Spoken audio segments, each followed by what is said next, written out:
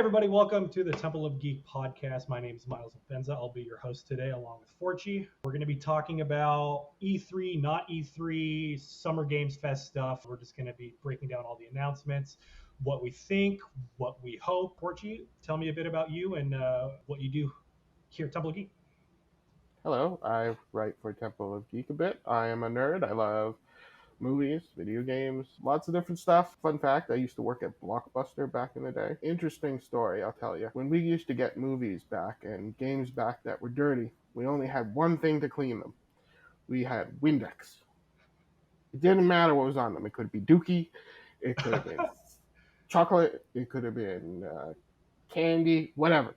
Windexed it, put it back on the shelf. Did that work? It got it off, but I wouldn't call it clean. I don't think Windex is antibacterial. That's awesome. Great. Okay, awesome. So, like I said, my name's Myles. I write, I cover movies, games, cover live shows, conventions, all that fun stuff. We're going to be talking about games today. So let's just kind of jump into it. Today is June 13th, and just a few hours ago, Capcom had a live stream with some announcements. What I want to do is just kind of glaze over like the smaller stuff and kind of spend more time with the big games and stuff more people are probably going to actually want to hear about. Also because there's a lot of stuff to cover. So Capcom, today they showed off Monster Hunter Rise Sunbreak. Is going to be out June 30th for everything it's on, and they're releasing a it is tomorrow. On Switch and PC. Oh, is that the only thing it's on? Yeah, it's only on those two. I don't even two. play it, so I have no idea. I have no interest in this. Forgy, you said you have slight Monster Hunter experience. Why don't you just break it down for me? So basically, Monster Hunter Rise is a little bit more of a return to the older games, like the PSP games, the PlayStation games, the ones before Monster Hunter World. Monster Hunter World kind of felt like a bit of a change of pace, and now Rise is like a little bit of a return to those previous games. And then they kind of added like the zipline feature and stuff like that. But basically they added a bunch of new monsters, and the expansion is coming, and that lets you go to the jungle area. So I think that's a lot of coastline and beach area and stuff like that. I'm not I'm like just getting into Monster Hunter. I'm more of like a Souls person and a sports person compared to games like that, but Sweet. It seemed pretty neat. Yeah. It looks interesting. It's just, I've just never really been into it, so I just don't really care to jump in now. I feel like it's probably too late for me. Okay, great. Well, one thing is it's like Souls games in that there's this weird learning curve where a lot of people are like, they come in and they're like, I hate this, I hate this, I hate this, I hate this, and they either fall off or they all of a sudden they're like, oh my God, this is amazing. You're like, wait, it finally makes sense to me, and then they just stick with it forever. Yeah. Exactly. Yeah, and I'm still on the flat part where I'm like, no, I'm going to give it a try because I hated Souls and I made myself like them. Yeah. And I feel like that's how most people did with the Souls games too. Yeah. Yeah. Great. Awesome. Next, they talked about, some more about a bit about Street Fighter 6. They kind of showed off new characters, Luke and Jamie. I've never really been like a huge Street Fighter guy. I played some with friends, way back in the day. Having said that, though, this actually looks really interesting to me. I don't know. There's something about it that actually makes me want to play it. How about you? Do you have any interest in this? The special effects are really quite captivating when they go in and she does like a powerful kick or powerful move, and all of a sudden you see these like whooshes of like inky looking stuff going around. It's very nice. I think Street Fighter 4 did that same kind of animation style too. It reminded me a lot of that when I saw it. The first thing I said was, this looks a little bit like Street Fighter 4. Even in my article, I'm pretty sure I said, reminds me a bit of Street Fighter 4. But I used to be a really big Street Fighter guy. Like, I grew up on in that Street Fighter era. So I was playing all the Street Fighters, a really hardcore into like the X-Men versus Street Fighter kind of era. Yeah, Marvel vs. Capcom was oh my god, man, I love that game so much. Oh so yeah, good, so good. Just addicted to that game. Yeah, absolutely. So that actually leads me into our next thing. Yes. Capcom Fighting Collection is coming out on June 24th. And so that's like just right around the corner. Yeah. It has some old Street Fighter, has like 5 of the Darkstalkers games or something like that. Yeah. I think it has 2 Street Fighters, 5 Darkstalkers. The Gem Fighter game, which is like the chibi characters from Super Puzzle Fighter. Okay. I think it might have Super Puzzle Fighter included as well. Yeah. And a lot of people are really excited because it has Red Earth included, and that has never been released on home console or anything. The only way you can get that is like a ROM. Okay, that's right. Yeah, it was an arcade exclusive for like ever. Yeah, they were just like, this game was not successful enough to get a port, and so they never did it. And then so this kind of also leads me into the next thing, which is kind of is Capcom Arcade Second Stadium, which is good and bad. There's a lot of games there that I really like. Yeah. But that comes out July 22nd, and at least I'm doing the rough conversions in my head. Mm-hmm. Capcom Fighting Collection, $40 out June 24th. Capcom Arcade Second Stadium, $40 out less than a month later. And it's kind of one of those things. There's 30 games for $40. There's 10 games for $40. And it's not like they're like mix and match era and stuff. These games are from basically the same era of gaming, and they just decided, we're gonna cherry pick these games and put them in this collection. It kind of feels like a cash grab, which sucks because I'm totally gonna buy it. But part of the problem. I know I am. I am weak, and I will also buy Capcom Arcade Second Stadium. Or I really hate that name because the name is really clunky. The name is really clunky. I have interest in it in so far as like it looks cool.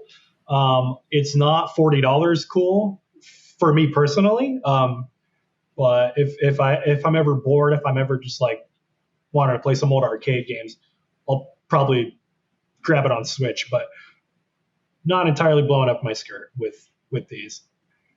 It's not the most exciting thing. Yeah. So next on their showcase was Exoprimal, which apparently they had revealed this before. I had no idea. It's like a third-person shooter where you fight millions of raptors and other kinds of dinosaurs and stuff, kind of Dynasty Warriors-ish. Again, this is something that really does not appeal to me. I'm sure there's an audience for it. What do you think about this one? Well, I mean, this is the game Capcom wants us to be talking about. I don't know why they put money into it. Well said. I mean, you literally have people begging them for a dinosaur game called Dino Crisis. And they decide, let's try this one that really isn't... It's not kind of like that Left 4 Dead game, but it's not a fully multiplayer game. But there's also supposedly 5v5 and stuff. And there's PvP and PvE against these like tornadoes of dinosaurs. And I don't know, it feels like something they're pushing hard, and it's something I want to push hard away from me. I feel it. I like with any sort of game, I'll try anything once, but like I don't see this being a game that like really sticks with me. So moving on. After that, they talked a bit about Dragon's Dogma 10th anniversary. This is a game that I know I should play that I've never played. Have you ever played this game before? I did, and I enjoyed it, but I didn't finish it. And the interesting thing is we don't know if there is Dragon's Dogma 2. For some suspicious reason, they have a 10th anniversary event on the 16th. Yes. who knows what that means? They could be like, we love you. We love the fans of this game. Here's a Maybe it's more celebration, Netflix but nothing else. shows. Yeah. Yeah. The Netflix show was not good. I haven't seen it. But now that I know, I'll probably just end up never, ever watching it. Like, I'm forgetting the name right now. There's that League of Legends show, which is like Arcane. the high. Yeah. Arcane. That's the high watermark for a video game TV show. And then Dragon's Dogma is really scraping the bottom. I haven't seen either, but I've heard Arcane is great. I don't really play League, though, so it's just hard for me to care about it. You know what I mean? I don't know. Arcane, you mean? Or Dragon? You know what? Give it 3 episodes. I guarantee you'll fall in love with the show. Because it really has...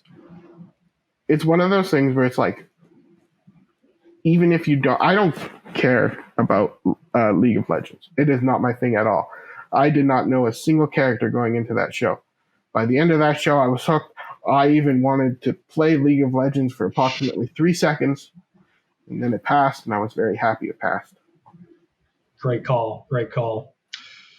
Okay, so now, after that weird announcement that I guess is the norm now in the video game industry, Capcom really got into like the real bones of their showcase, which is the Resident Evil stuff. So what they started out with is what they're calling the Winter's Expansion. So it's DLC for Resident Evil 8. Basically, you play as Rose, which is Ethan Winter's daughter that you have to save throughout the game. Spoilers, I guess. It's been out for a year. Just go play it. It's amazing.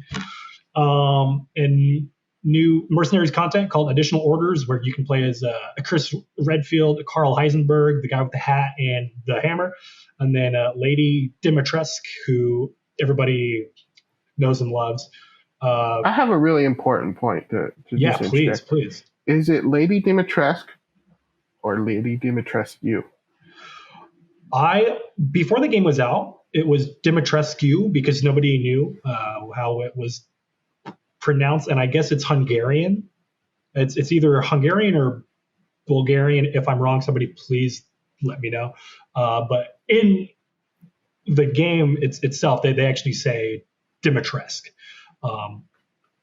I hope there's this one angry commenter who's just really upset that we asked that question. I know. It's, that's please rant on us.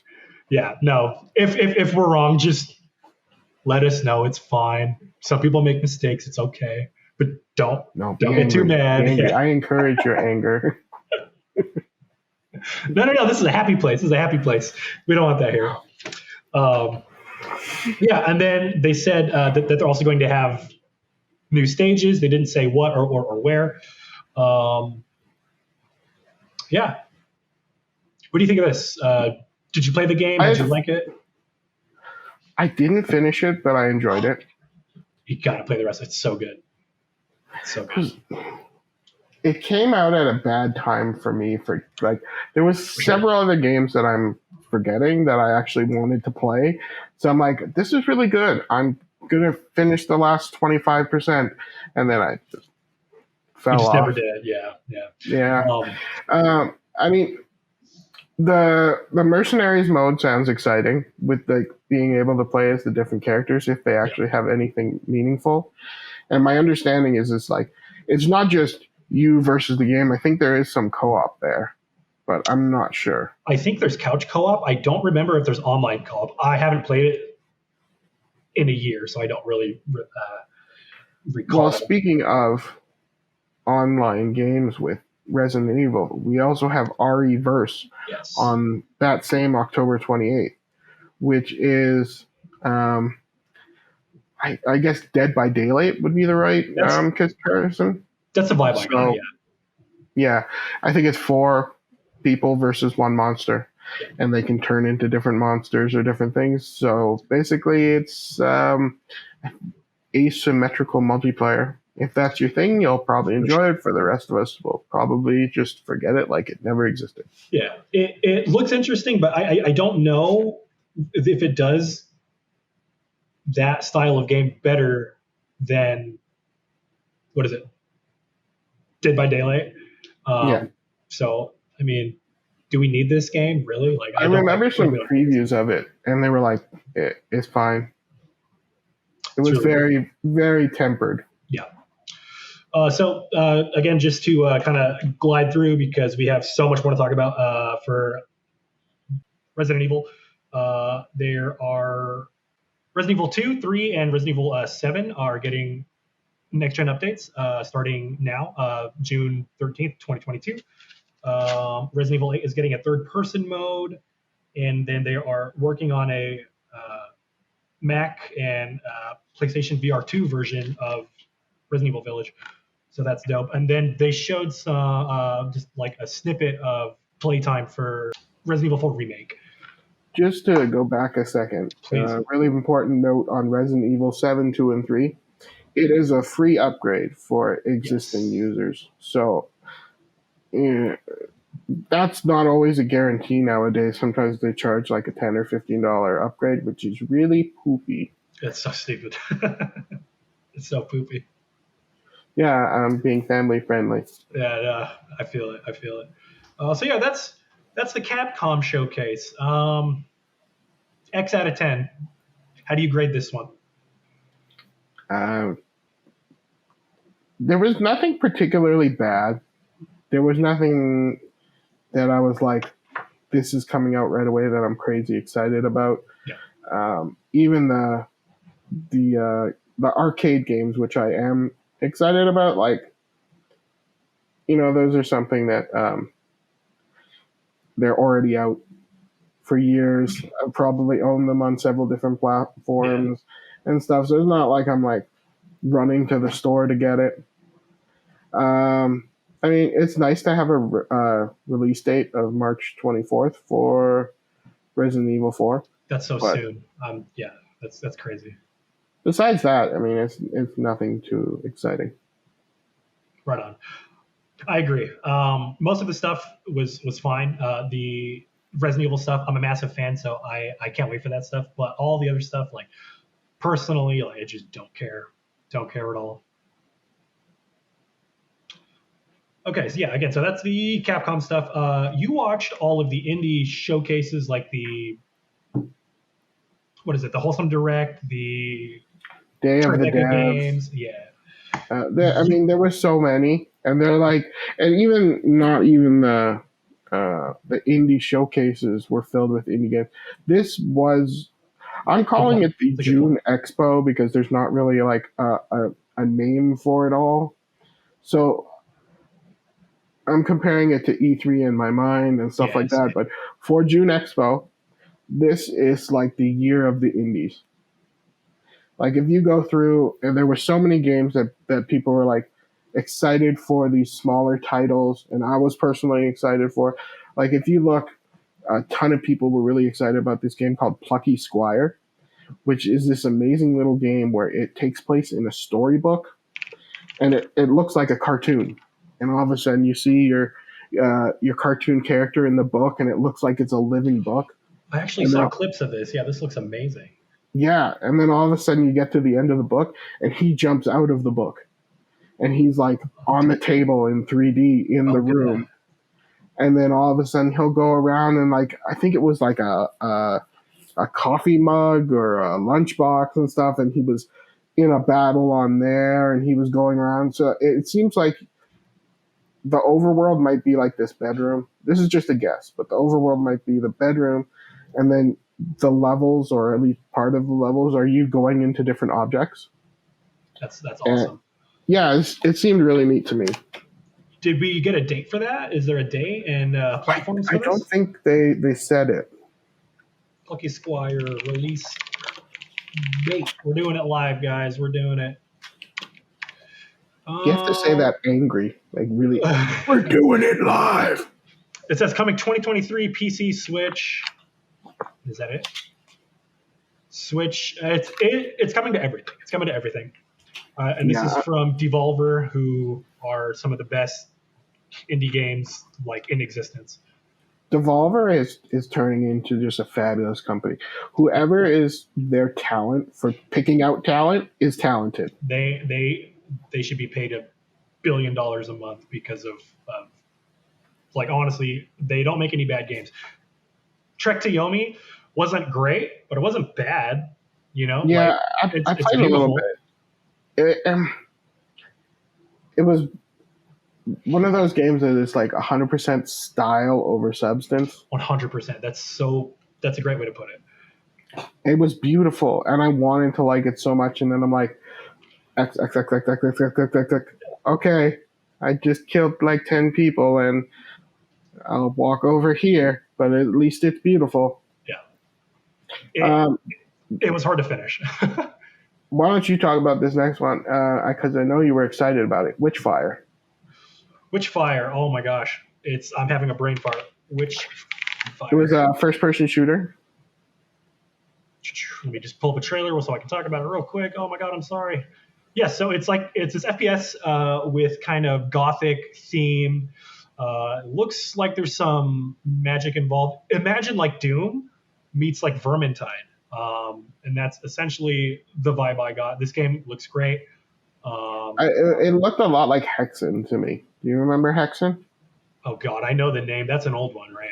So Hexen used I think it was the Doom engine, or the Duke Nukem engine. It was one of the two, and it was basically kind of like demonic stuff like that, and a lot of magic and things that were not in Doom. It was just like a genre switch on Doom. So I'm pretty sure it was the Doom engine. Witchfire looks like this old PlayStation 2 game developed by Capcom called Darkwatch, where you're like a witch hunter and you fight monsters and zombies and witches, obviously. So it's kind of like that. And Forchy, you had said that it's kind of like this other game.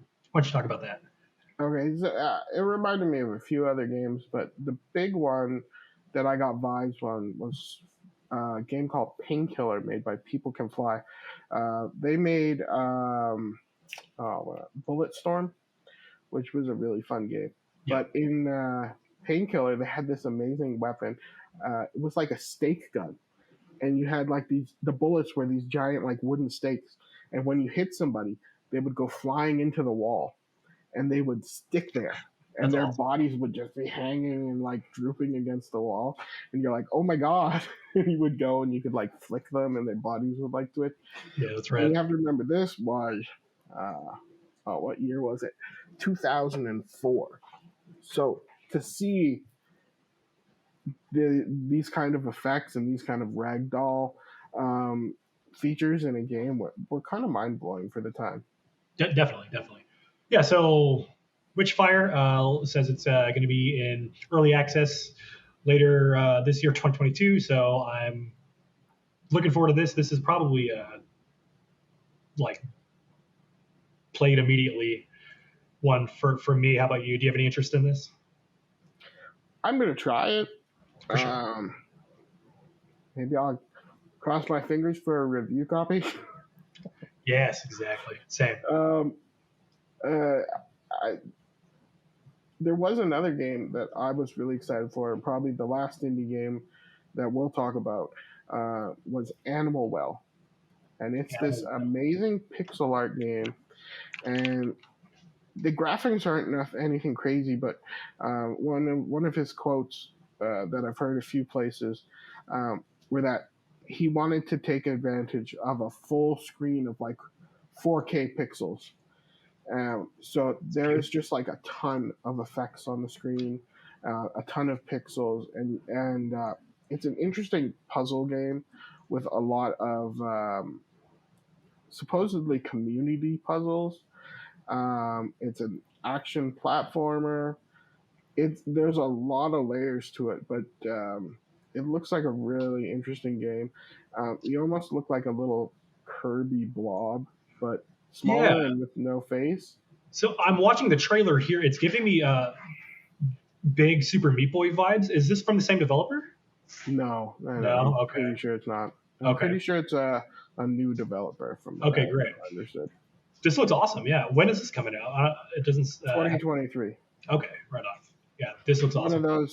One of those ones that I hate when they just say 2023 because it's like 2 months before we're gonna get a note and it's like, we're sorry, it's been delayed a couple months, and like it's fine, we understand, but I'd rather them just not say a date than say 2023 or whatever. I agree that it's just such a broad window, but like they have to say anything just to like shut the fans up. Like, when's it coming? Oh, it's coming. Blah blah blah. Yeah. They have to do something. Great. Okay. And the fans get absolutely devastated when it gets delayed. Yeah. Just like you can't. These bastards can't be happy at all. And I just swore again. Okay. Was there any other? That one doesn't really count. I hope not. We'll see. Were there any other indies? The rule is if you can say it on ABC, it's okay. And I'm pretty sure they say that a lot on ABC. They say a lot on TV now that they never said before. Yeah. Oh yeah. It's crazy. Any other indie games that you are excited for? That were talked about. Those were the big highlights ones, but I think there's a lot to discuss with the PlayStation and the Xbox showcase. That's what a lot of people are going to be here for, and they want to hear about. Yeah, and a great place to find a breakdown of that showcase is where? Why don't you tell us where we can find a great breakdown of that? It's a nice website called Temple of Geek, and you can find a breakdown that I wrote there. Sweet. I actually have it up now because I forgot to take notes during this because I think I might have been at work while it was going, so I was kind of like halfway watching. So let's break it down. They started out by revealing the Resident Evil 4 remake, which we've already spoken about, and then after that, I think it's out of order. What was next? My list is a bit out of order. Oh, that's all right. I put it in order of thing that I found most interesting, and the thing that I found most interesting was Spider-Man, which isn't just Spider-Man. It's Spider-Man Remaster and Spider-Man Miles Morales coming out on PC, which seems pretty awesome to me that they're even doing that, because for the longest time we thought that would never happen. I had never played either, so this is like a great time for me to start, because they look amazing, but they're also like massive games. Like I just right now I just feel like I don't have the time, but like this is what's going to get me to play it. The thing about people never complain about this game series. They complain about Souls all the time. The combat in Spider-Man, if you stop playing it and you try and go back, it's brutal. You're like, I have no idea what I'm doing, and you feel completely lost. So that's one of the ones if you start it, you have to finish it. You can't like take a break or anything. So what you're saying is I should just completely no life this game, shut out the whole world, and just play it through all the way? Yeah, because exactly. Okay, 100%. I'm sold. Your job. Just yes. Play that game. Awesome.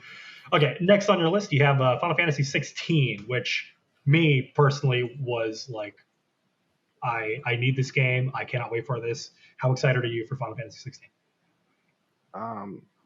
I will pretend excitement. Really? I'm not like a huge... I like the old Final Fantasies where it's like turn-based. Yeah. I was more excited for this one than I was for 15 because the turn-based combat looked really interesting. Sorry, not the turn-based. The slower-paced combat. Yes. Because it looks a little bit more down-to-earth, a little bit more gritty combat. And then they have, to kind of play against the gritty combat, they have these giant spirits that fight. I'm forgetting the exact term that they use. They call them icons, spelled EIKON, which is like historically in the Final Fantasy games just been summons. Like that's pretty much it. Yeah, they showed the summon fighting, and I thought that was a really interesting change. 'Cause some of the battling almost looked like a little bit more friendly Demon Souls for PS5 when they were fighting. Yeah. And then they switched to the icons, and it looked really interesting to me compared to like 15, which, by the way, is a terrible game for accessibility.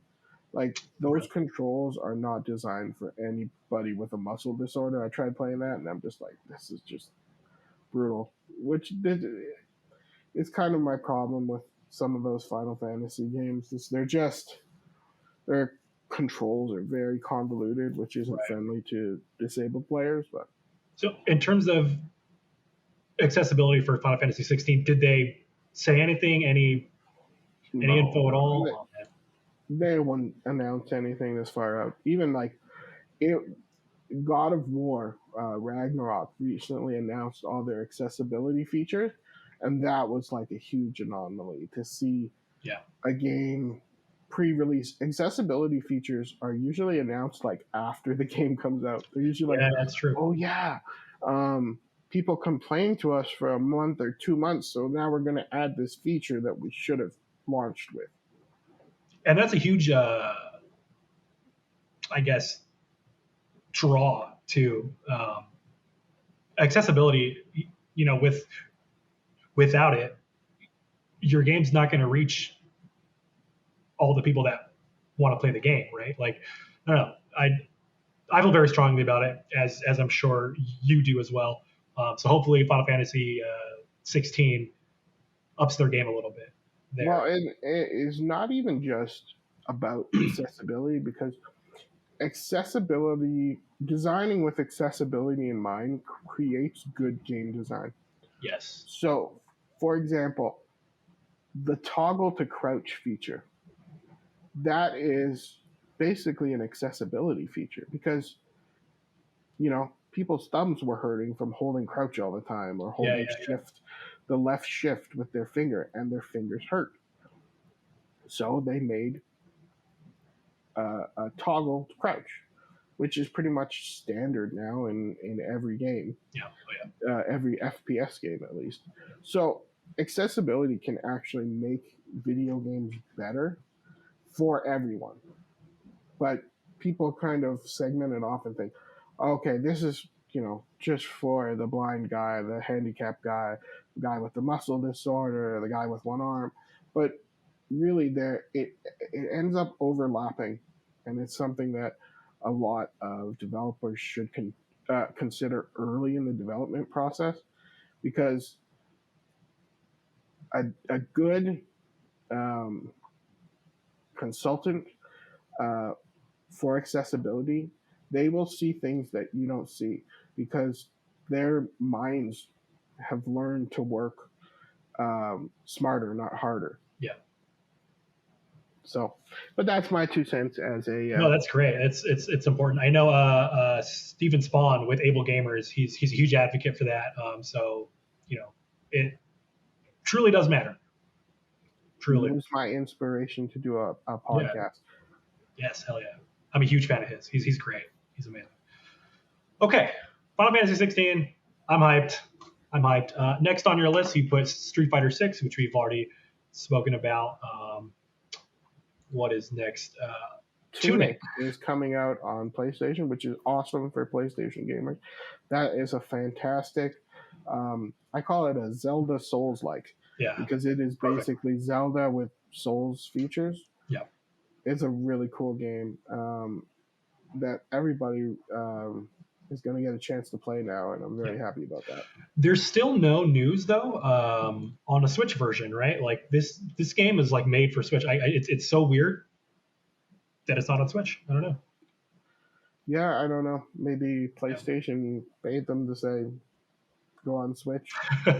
Because Xbox paid them for the timed exclusivity. I don't think they would have gone, oh yeah, and don't put it on Switch for this amount of time. So who knows what's going on there? A lot of sketchy stuff happens behind the scenes. Yeah, stuff we'll just never know about. Tunic, I played it for a bit. It's on Game Pass, so I played like 4 or 5 hours.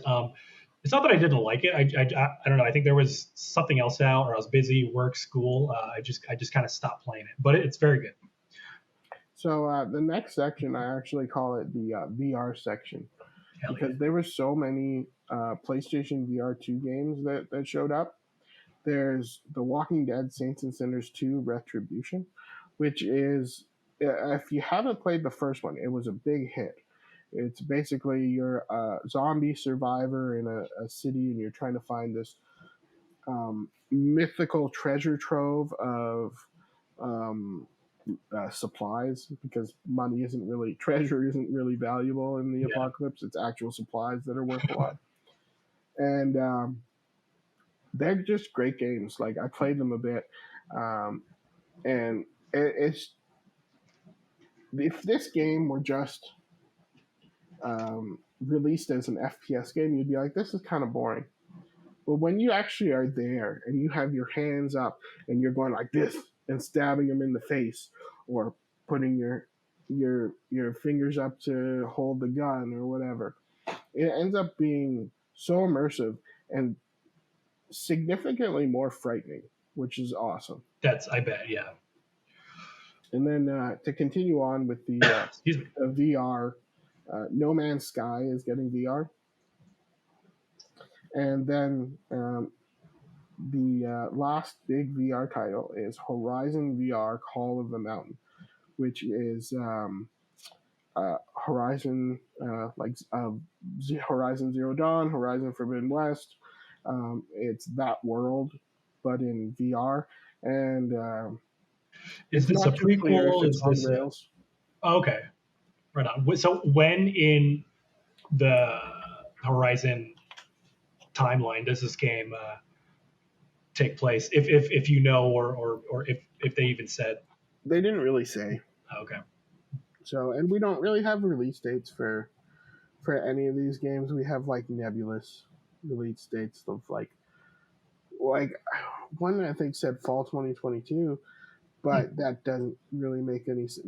Yeah, The Walking Dead Saints and Sinners 2 said fall 2022, but we don't even have an announced date for the PSVR 2. Oh, so, true, yeah.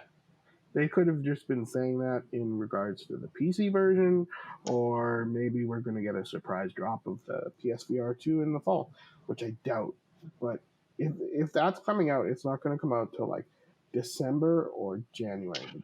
Definitely the end of this year or early next, if they want to have these games out.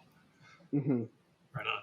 So was that all they had for VR? Was just I guess there's Resident Evil 8, but that was the big stuff for VR. Right on, right. Resident Evil 8, yeah. I guess that's big. It's big. I don't have a VR. I don't really care for it. Like I'd get it to play like Half-Life Alyx, because that's the only place to play it for right now anyway. But like other than that, just don't care for it. The thing about Resident Evil VR is a lot of people that played 7, they're like, no, I'm not playing this in VR. It is too scary. I cannot play it in VR. So people, were just so scared by it that they didn't play it. So I'm surprised that they're doing it for 8. And I don't think it was that popular, to be honest, but we'll see. We'll see. All right, next up, they finally gave us a date for Stray, where you play as a cute little kitty cat. Honestly, this game looks great. Like, I'm not like a cat guy at all, but like this looks like a good game. We have a date for July 19th for PlayStation 4 and 5. What's your hype level for Stray? I am interested. It's one of those games that is either going to walk the fine line of this is amazing, this is terrible. Completely. Especially when they were showing the controls, and you kind of select. I don't know how it's done, but you aim your stick at what you want to jump on, and you push A. So it doesn't feel like it has free-flowing movement because you're selecting the objects that you want to jump onto. Okay, interesting. like if I imagine a video game with a cat, I want like total freedom jumping around as a cat. And that it could turn out to be amazing. And I'm totally wrong. But that gives me qualms.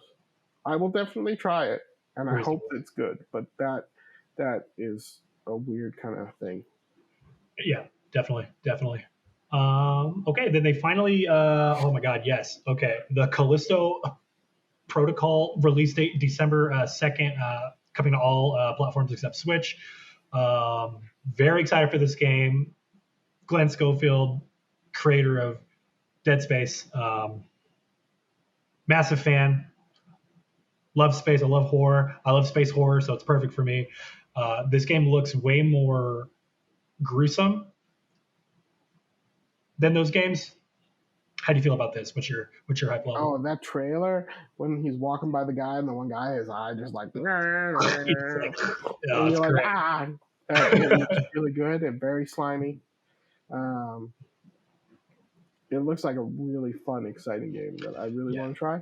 But it's interesting seeing that this is the year of space horror. We have Dead Space, which this Callisto Protocol kind of like poops on it. Like 100%. Yeah, I don't know if they're gonna be able to beat it, but we'll see. And we have that other one. Oh, there was a bunch. What's his name? The actor that is in everything. Oh, the one with Troy Baker. Yeah. It is Solaris. S-O-L-A-S. That's the one. No date. It's another little indie space horror game. It looks fine. Again, there's so many space horror games that were shown this week to where it just kind of felt like they were all the same game. It was kind of weird. But yeah, I'm very excited for this. It was very strange. And they were like one after the other too. It just kept going. Well, it's interesting. When the game industry, like people have been begging for games like this for years. Please give us another Dead Space.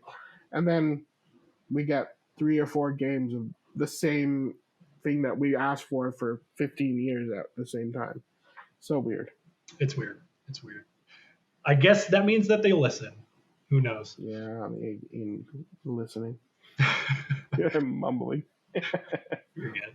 Okay, and then they announced this looks great just because of, like the sheer weirdness of it. Rollerdrome. Why don't you talk a bit about Rollerdrome? Tell me about Rollerdrome. Oh, it looks fantastic. So it's basically imagine Tony Hawk, but you're on roller skates and you have guns. And there's like mechs that you shoot. Sold. Yeah. It sounds great. It was funny. There was a big controversy with the developer of, it was the developer of Rollerdrome. And she was making fun of other developers making games that looked generic. And there was this whole controversy around it. And it was like, why would you do that? You got a really nice reception for your game and people are stoked on it. And you poop on other people's stuff and now you look like a villain. It was just really stupid little controversy. That's a weird choice to make, especially because this game doesn't look bad either. It looks great. I really want to play. That might hurt sales. Some people, will not buy stuff if the studio says something weird. I don't know. This looks great. Coming out August 16th on PS4 and 5. I think it's on PC too. But right on. Okay. See, a lot of these things, these are from the PlayStation Showcase, and they announce something that's coming out on PS4 and PS5, and then you find out a week later that it's also coming out on Xbox. Yeah. We weren't sure with the Callisto Protocol for a bit. You and I thought it was exclusive, but it's actually it's going to be on Xbox as well. So that's great. I don't think it's coming to Game Pass though. I don't know if that's been announced. Yeah, apparently there was a bunch of what confused us. There was a bunch of Sony paid advertisements going around, and they only listed PS4 and PS5, but they didn't show the PlayStation logo until after. Yeah. And on certain billboards that that doesn't work out when you don't have the PlayStation thing. And yeah. So it's great, if you want to market your game, whatever, spend your money how you want. But for the fans, like who don't have a PlayStation or who would rather have Xbox, just put the logos on it. Like it's weird. Okay, moving on from Rollerdrome, Eternites, some, I guess, JRPG. This I have no interest in. It is a dating sim combined with a brawler. So the brawler part looks cool. The dating sims part is weird. Yeah, I'm not quite the target audience for those games. I don't know. I'm not judging anybody if they're into dating sims. Totally. I just not like it is not my thing. It's like I would fall asleep if I played a dating sim. Yep, it's just not my thing. And honestly, like I'm not a huge anime guy either. So this just like the art style just doesn't scratch any itches that I have. Okay, next up, Seasons: A Letter to the Future. They had this had been showcased a while ago. I think I remember seeing a trailer about it. Releasing in the fall of 2022. It's like a cel-shaded, what is it, like a visual novel? There was gameplay of a guy riding around on a bike, and it looked like you had free control of him. It kind of looked like it was like one of those. It looks like there's going to be an emotional story. Definitely. Look at my quick gameplay. Some free roaming and stuff. Honestly, we're probably going to find out that it gets really high reviews, and it is a game that I will never touch because it looks boring. Looking at the trailer right now, he's taking pictures and he's on a camera. So I think most of the gameplay itself is riding your bike, taking pics, and just kind of like he's using a record player. Again, I'm sure it's going to be a good story, but like this is just, again, not really one for me. I don't know. Yeah, I'm not saying it's going to be bad. It's just for sure not my alley. Yeah. I think that wraps up the PlayStation showcase. Was there anything you want to add? Any thoughts? No, we covered everything pretty thorough. Right on. Anything that you wanted to see there that they didn't show? I mean, there was a lot. Well, we didn't even talk about The Last of Us. Oh my God, we completely skipped The Last of Us. Last of Us Remake, yes, coming in September. Mm-hmm. And I'm not sure how I feel about that. You know why we didn't cover it? Because it was from the Summer Games. That's right, which we're gonna get to next. For me, for the PlayStation showcase, I just wanted either a new trailer or a date for God of War Ragnarok. They keep saying it's coming out 2022. They're very adamant about it. So I was like, okay, great. They're going to say something because we're halfway through the year and we don't really have anything other than that one trailer. So it wasn't a bad showcase. Not at all. No. But it wasn't something that made me go, wow. Exactly. It was just, all right. Something that did make me go, was the actual Summer Games showcase itself. This is Jeff. Yeah, that was brutal. It was such a bore fest, dude. Like it was so hard to get through it all. I didn't care. Jeff or Joff said Geoff Keighley. Yeah, I don't know how you say it. If he wants to say it's Jeff, I'll say it's Jeff, but it looks like Joff to me. So what I want to do is just run down the list of what was shown, and you just stop me if you have anything to say or if you care about it, because we're at the hour mark almost, and I want to devote a lot of time to the Xbox one because that blew everything else out of the water. Okay, so Summer Games showcase on June 9th. They showed a trailer again for Street Fighter 6, and they showed off that they're bringing back Guile. Cool. I have an idea. Sure. Why don't we do a rapid fire? You list off the games. I tell you what I think of them. Okay, perfect. Really quick. Street Fighter 6 with Guile. Should be fun. We'll see. It's not going to be out for a while. Alien Dark Descent. Top-down alien game. I'm not really sure I want to play it. It was mostly a CG trailer, and you can't really tell much. Perfect. Callisto Protocol we spoke about ad nauseum. Modern Warfare 2 campaign. Graphics were gorgeous. It looked like Call of Duty. I will probably play it. I will probably enjoy it, but it wasn't anything I was like mind blown. Totally. You were super hyped about this one, I think. Flashback 2. I love the original Flashback, even though it was a terrible controlling game. So I am very excited for the new one. Hell yeah. Witchfire, we're both stoked for it. For Solus, which is the other space horror game. It's Dead Space, not Dead Space, right on. Yeah. Troy Baker, Dead Space. Yes. He's gonna try to sell you NFTs. That's the game. Routine, which again is another space horror game. I don't remember what it's about. I just wrote it down. Thoughts? Yeah, I don't even know what it is. Yeah. Then they did like this weird ad break with The Rock where he didn't even talk about games or anything. He just kind of plugged his energy drink, which like I think it was so stupid. I dropped my pen 1 second. They showed the trailer that had come out the day before, but acted as if it was like the debut of it, which I found super annoying. World premiere. It was so stupid. I hated it. Okay, Outriders expansion called World Slayer coming out June 30th. Kind of a boring series. The controls are very loose. I'm not even interested in the new one. Yep. Then they showed a quick trailer for Nintendo releases. Nothing new, just like Mario Strikers, Splatoon 3, blah, blah, blah. Fall Guys coming to Switch and free to play June 21st. I'm actually very excited for this. I freaking love this game. Thoughts? Do people still play Fall Guys? I'm sure they will now that it's going to be free and that it's going to be on Switch. I think it's going to have a much broader play audience. Who hasn't bought Fall Guys by now, though? I did not buy it. I played it with my friend. Wow. I think you are like rare. I know. I'm like the only guy on Earth.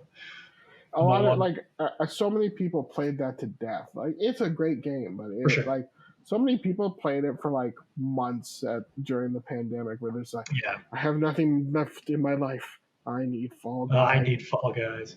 For me, it was Animal Crossing, Doom, and I replayed Skyrim and Oblivion because I was off for like 3.5 months. It was fantastic. Okay. Mine was Last of Us 2, Ghost of Tsushima, a few other ones. Yeah, right on. Ghost of Tsushima, top 5 greatest games ever made. Okay, Stormgate. It's a new RTS from past StarCraft devs. Thoughts on this? They didn't show any gameplay.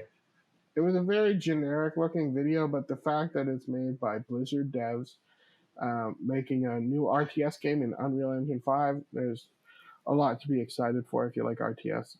Totally. High Water. I don't remember what this is. I don't remember what it is either. High Water game. Let's find out what this game is. Oh, this is another one where it's like a cel-shaded, cute little indie game. It's a guy in a raft. There's no gameplay. Oh, yeah.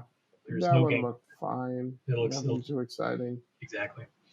Okay, and then they did mention Replaced, which is a Ukrainian made game. It's being delayed because of the conflict. We don't really have any info. They just mentioned it because it was on their list. And then there's another game here, American Arcadia. I don't remember this one either. This one is interesting.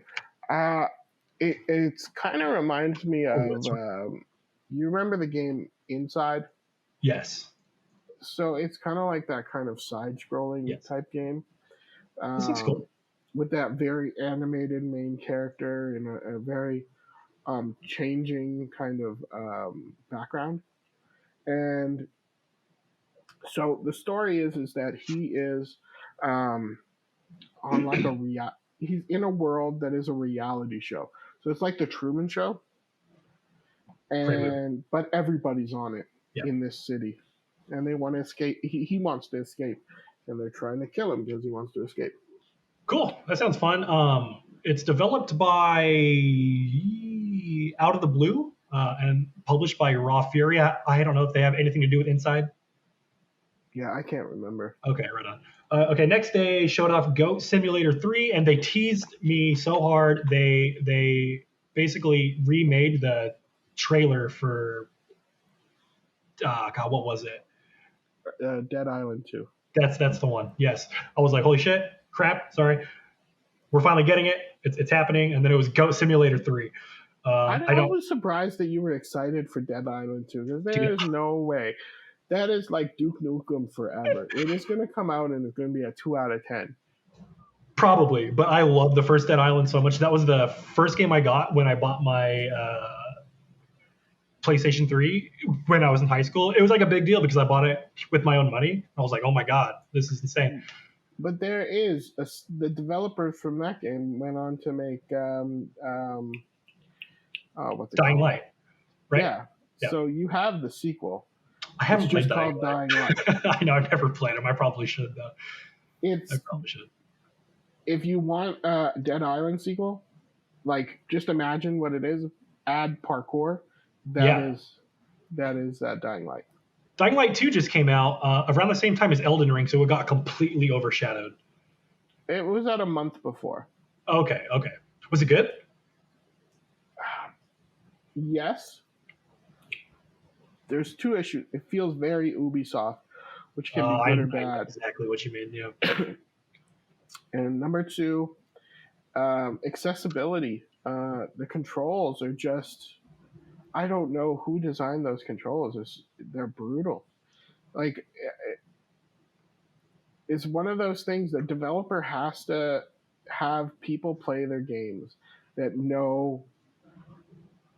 Or not even that know games, just have people play the game that haven't touched it, because when they develop a game, they play that game for 5 years and they get used to that control scheme. Yeah. And when it's a bad control scheme, they spend 5 years getting used to a bad control scheme. Well said. You should be the one, Forchy. I'm saying. Okay, next up they showed off more Midnight Suns, and they showed that we're getting Venom and Spiderman. This looks, yeah.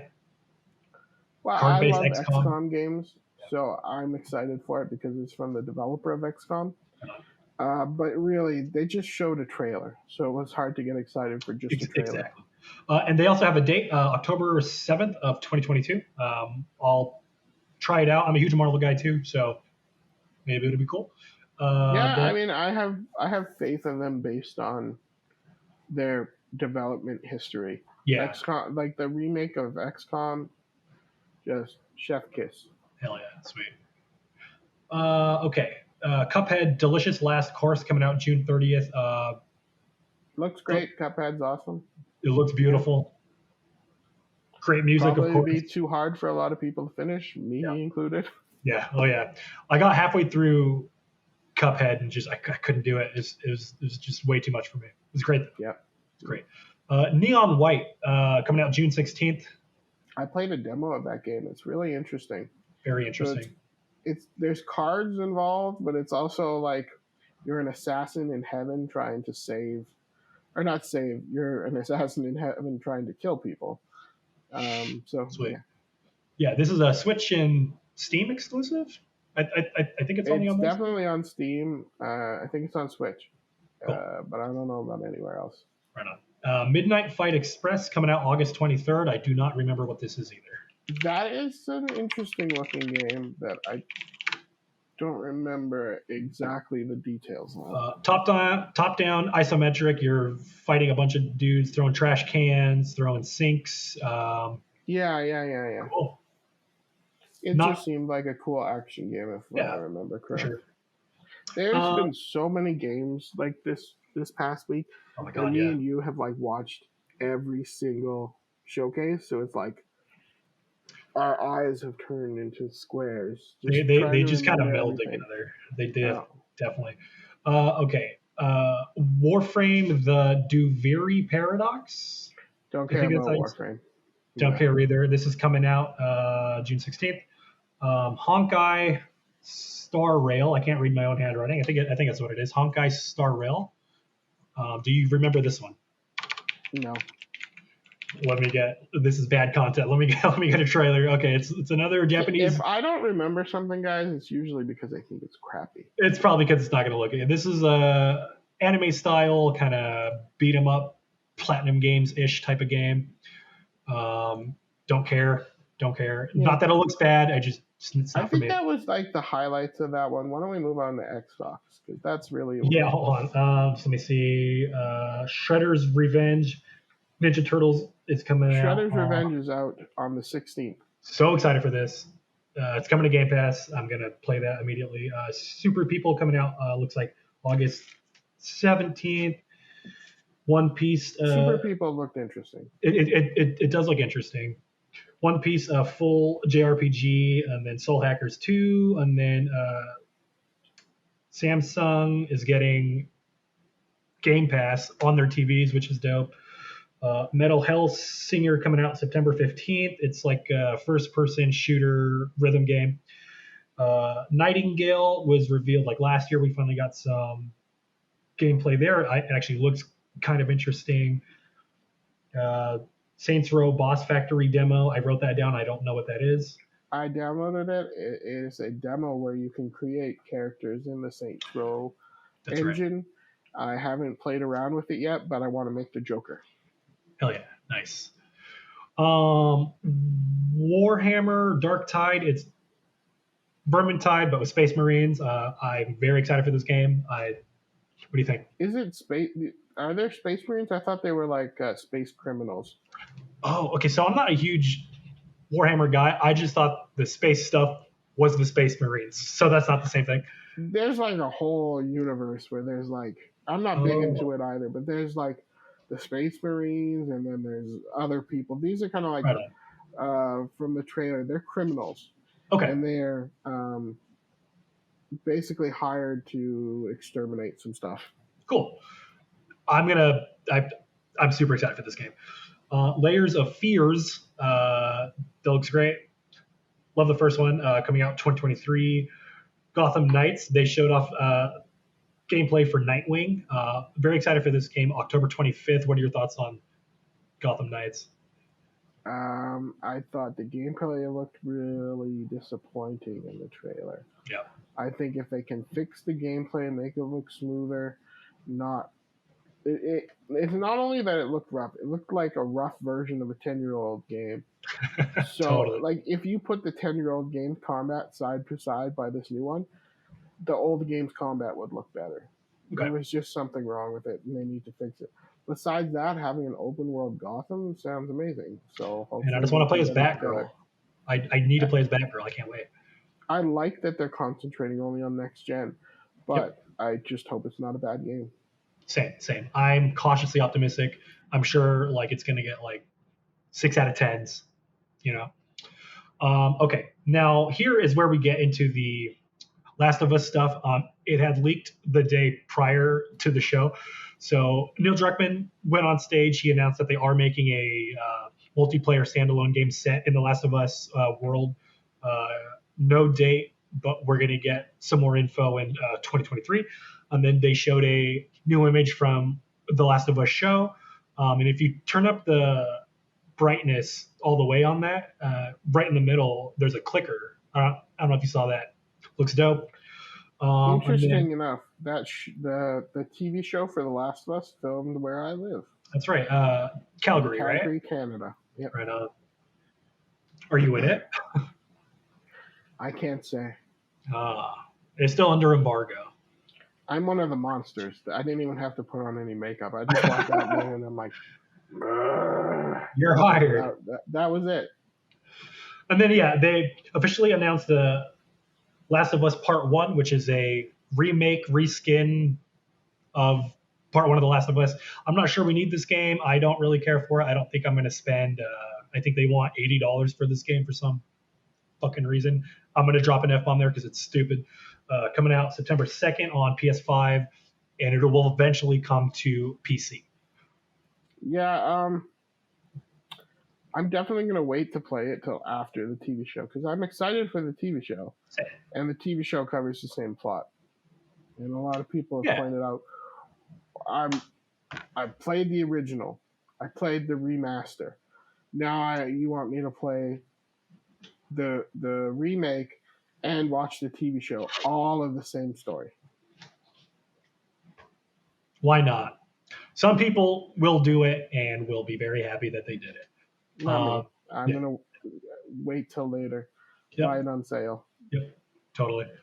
Okay, so that's it for the actual Summer Game Fest showcase, the Geoff Keighley show. I'm officially done with my notebook. I took notes for the Xbox show on my phone. Same thing, let's just do like a rapid fire here because we are at an hour 10. Redfall coming out 2023. I'm very excited for this. What are your thoughts? It looks really good. It's interesting. It's supposedly it's an open world, I heard, but there's no vehicles. So that's going to be interesting to have an open world game without vehicles. Yes. But the gameplay looked great. The gunplay looked fantastic. Yeah, it looks very like Back 4 Blood mixed with Deathloop, which makes sense because it's made by Arcane Studios. So we'll see. One weird thing is a bunch of them, the vampires, they would shoot the vampires, and the vampires would like go up in place and just float there and then let themselves get shot a bunch more, which I found confusing. But that's a good point. Great point. We got a new gameplay trailer for Hollow Knight Silk Song. No date. Coming to Game Pass. Looks great. Looks great. I haven't actually played Hollow Knight. I should. I know it's probably one of the greatest games ever made just from the things I'm told. I've never played. If you like Metroidvanias, you can't go wrong. Love them. Okay. The next one I'm really excited for. Yes. Go ahead. It's High on Life, and it is from Squanch Games, which is one of the creators of Rick and Morty. Yep. He does all the voices for the characters on Rick and Morty and stuff. Yeah. So in the game, the weapons are alive, and so like the gun talks, and they're apparently a race of weapons or species of weapons. This game looks amazing. He asks you to help save his relatives and his people. Yeah. And so you use them as weapons to go save, and there's like different there's like shotgun people and handgun people, and there's even a knife, and the knife is like, I need to stab, make me stab. It was quite funny. Very excited for this game. Justin Roiland, I believe is his name. He also does most of the voices as well. Sounds exactly like Rick and Morty. This game looks amazing. I cannot wait. I don't think they gave us a date for this. October 20. No. October 22. Yep. This is huge. Yeah. No actual date, just a October time frame. Yeah. This one's big. A bunch of Riot games are coming to Game Pass. League, Valorant, Heroes of the Storm. No, that's Blizzard. What am I thinking of? No, League of Legends, Valorant. There's a Valorant, not a Valorant. There's a League of Legends RPG. Teamfight Tactics. Teamfight Tactics, but there's also an RPG game where it's like a card-based, turn-based RPG game. It got decent ratings. It wasn't really my thing. I'm forgetting the specific name, but that's coming to, I think, Xbox and PC Game Pass, but everything else is only on PC Game Pass. Okay. It's good. You get a bunch of character unlocks, but for some people, this is going to be really, really exciting. For other people, not as really much. Legends of Runeterra. That's the name of the card game. Yes. Okay, then we got a new trailer for A Plague Tale Innocence, also coming 2022. No exact date. How do you feel about this? It's fine. It's a good game series. It's not anything that I'm like anticipating with great passion. Yeah, I played a couple hours of Plague Tale Requiem. Didn't really click. Again, not that it's a bad game, just didn't really do anything for me. After that, they showed off Forza Motorsport coming spring of 2023. This looks pretty cool. It's beautiful. It's beautiful. Yeah, and it was funny when they threw a little bit of salt into Gran Turismo's eye when they're like, we have real-time ray tracing in game. Because there was an issue with GT7 where the ray tracing was only in the replays. Really? That's Yeah, super so that's weird why on they a were PS5. kind of like salty about it. Okay, right on. Well, that's another reason to get Game Pass, I guess. Okay, Flight Simulator 40th anniversary, new planes, I guess. I don't know. I've never played it, coming November of this year. And they're also doing the Halo Pelican. That was interesting, but I am not re-downloading that game. I played it. It was a gigantic download, and it was boring. Yeah.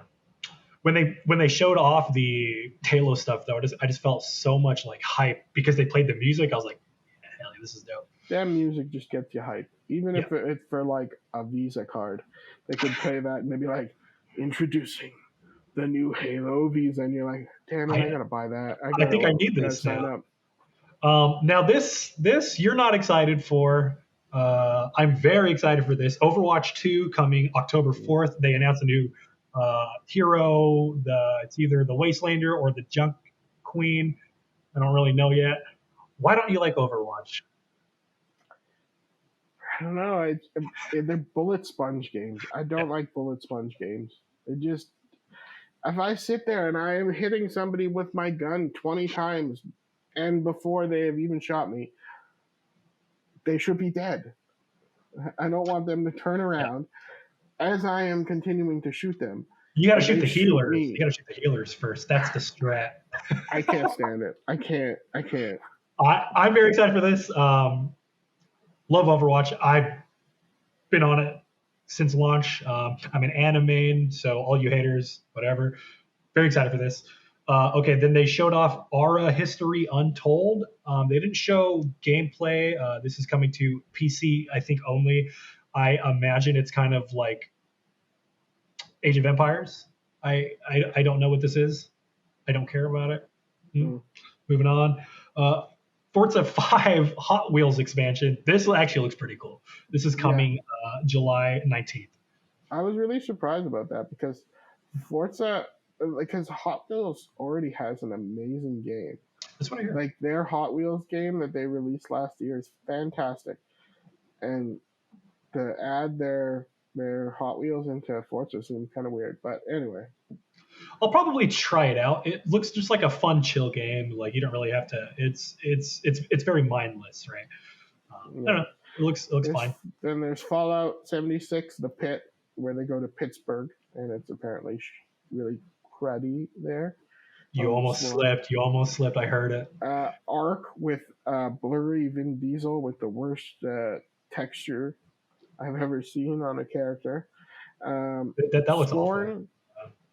Is exciting. Scorn is October 21st this year.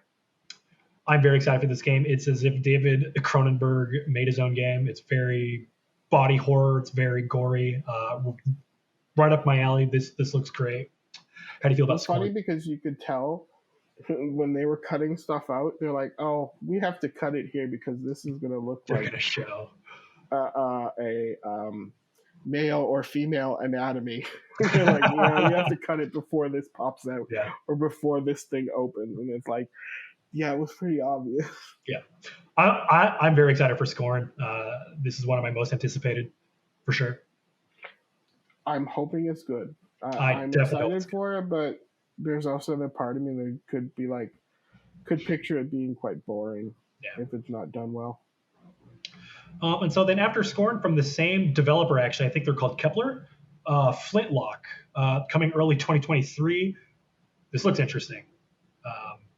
Third-person action, kind of God of War style-ish combat with a flintlock gun and I think she has like a pickaxe or something. Yeah, it looked like it had really good combat. Is it? No, that's not the one that was developed by one person, is it? No. No, I know what you're talking about. There was another combat game that was developed by one person. Yeah. But Flintlock looked cool. I really liked it was funny. She would be like, and like cutting somebody up, and then all of a sudden it's just like, after like 20 strikes, she's just like, bang. Kills him, yeah. And then there's like none other shit. Yeah.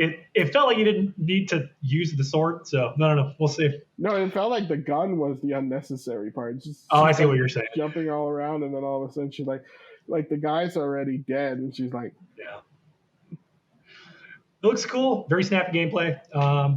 Minecraft Legends coming 2023. I have never played Minecraft. Somehow a Minecraft strategy game. Yawn, yeah. Yawn for me, too. Lightyear Frontier.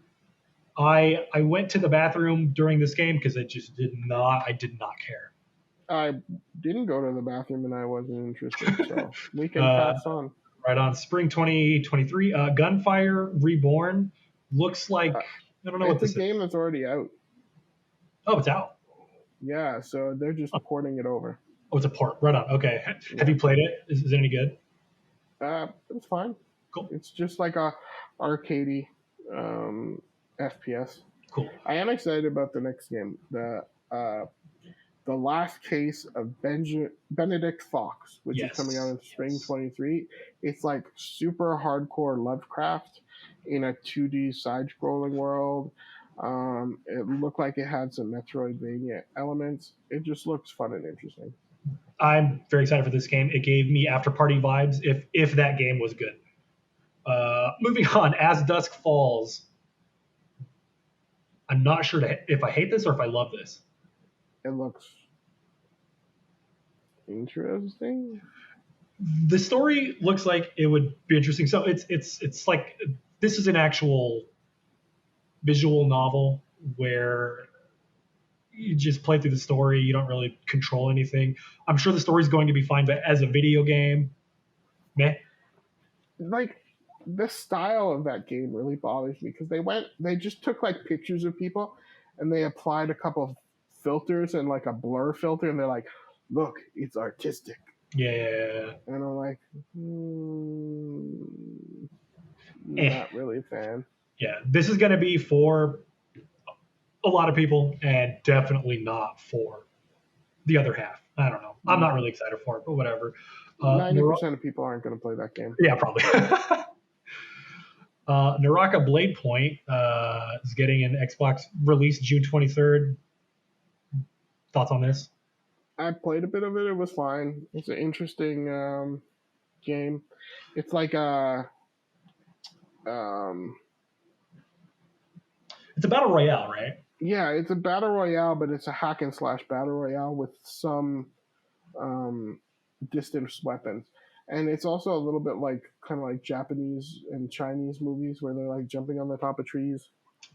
Sick. Okay, that I didn't actually know. I might check it out. Is this free to play? Well, I mean, it's coming to Game Pass. It's on Game Pass. Okay, right on. Okay, Pentiment. You did not enjoy this trailer. No. It's developed by Obsidian somehow. It's this weird like medieval 2D storybook murder mystery hodgepodge of words. I don't know what this game is. It looks whatever. You know what that game looked like? It's like we need filler. Yeah. We need schedule filler, and they made that game. Just what they need to do is just keep working on the Outer Worlds 2, because I'm very excited for that, and focus all your time and resources on that. Grounded, full game coming September 22nd. I'm very excited for this. Diablo 4, they've revealed that the Necromancer is the last class and gave it a 2023 date. What's your hype level for? I'm not sure, but I think that's going to come out on Game Pass. I don't know. Yeah, I really hope so. I would love to not pay for any of these games other than the $60. Yeah, I'm not saying that they announced it, but I'm saying if the sale goes through, that's going to end up on Game Pass. Yeah, that would just be amazing. Okay, Sea of Thieves, don't care. Ravenlock looks interesting. Persona games. Okay, this is pretty big. They did announce a partnership with Hideo Kojima, and he's making a game exclusively for the Xbox, and that's all the info we have. I hate these announcements because they're like, oh, Hideo Kojima, what did he make? There's an exclusive, but there's nothing. There's actually nothing to show but an announcement. Yeah. The game could be canceled in 2 years, and I hate these announcements. Anyway, let's go on. I feel it. Okay, the big one of the whole show, Starfield. This is pretty much what everyone's been excited for. You are kind of lukewarm on it. I'm very excited, but I've never played No Man's Sky, so I don't really understand the comparisons. It's very similar to No Man's Sky. Like, it looks quite similar. Like, No Man's Sky didn't have strong stories, so that's the big difference. Yeah. But the way the worlds, actually, No Man's Sky's world looked more interesting and more alive, with more foliage and more creatures and stuff like that. So that's why a lot of people are kind of like a little bit let down. And also, when people thought, Fallout in space or Skyrim in space, I think a lot of people thought of that fantastic game, Outer Worlds, and thought maybe this is going to be a little bit more like this. Maybe we're going to have living societies. But, like, when I saw that trailer, when I saw the gunplay, when I saw the worlds and everything, you could tell that this game needed another year, maybe another 2 years. Everything looked kind of half finished, like it needed a lot more time. And the other thing that is really confusing is they're doing 1,000 planets. I'm not a fan of this. I'm not a fan of this. It's going to be, I don't know. Go on. They're going to do like, they could do 500 planets, and those 500 planets are twice as good. But instead, they're doing 1,000 planets, and pardon my language, they're going to be a lot of half-assed planets. Totally. It's going to be for, like, crafting materials or trees, or go fight this one enemy only on this planet. Like, I would love to be wrong, but I can't imagine what they could populate more than 20 of these worlds with. Like. Well, I mean, you saw on the map when they went around, there was only like 2 or 3 points of interest on any of the planets that they showed. So really, they can say you can go anywhere on this planet, but there's nothing there. Like, it is just like a filled in, procedurally generated world with nothing there and nothing of interest except these 3 landmarks. And then speaking of the Outer Worlds, which I think is the game that's like the most fair comparison, when you land on a planet there, it's like you're just kind of in that map. You don't get to explore the planet. And so, like, Starfield, like, they claim that you're going to be able to do this. I don't buy it, though. I don't think it's like it's like, how are you going to make it run? I think that they'll be able to. Go ahead. Like, if you play No Man's Sky, you'll be like, oh, okay. Because they let you do that. In No Man's Sky, you can go anywhere. You can, like, fly up into the atmosphere and fly back down in a different spot. You can do whatever. That's awesome. You can fly around the planet. The issue is what is there. Exactly. Like, you go there and it's going to be, what is there to see? What is interesting? Yeah. My worst fear for Starfield is that it's another Cyberpunk, where it was rushed out in time for the holidays. The game was not done. But optimistically, they saw that and kind of learned from that experience, where the world was just so upset, not really at the devs, but at, like, the suits who were like, this game has to be out now, even though it's not done. So, like, Starfield, if it had released this year, it would have been a Cyberpunk. Totally. They're promising so much, and I just want them to be able to make, okay on it, because I'm a massive fan. Love Skyrim, love Fallout, love all the Elder Scrolls games. I'm a huge fan. Like, this game, like, I've been waiting for forever. I just don't want it to suck, but it will probably suck at first, and then they'll patch it. That's just how it goes with these games. So, all right, cool. So, again, this has been the Temple of Geek Podcast. My name is Myles. You can find me on Twitter, Instagram, at Myles Obenza, Obenza. Forchy, tell the people where we can find you and what you're up to. I'm Forchy. You can find me at Temple of Geek, or you can find me at Twitter at Forchy, Forchy. Thanks for joining us. Thanks for watching. We'll see you next time.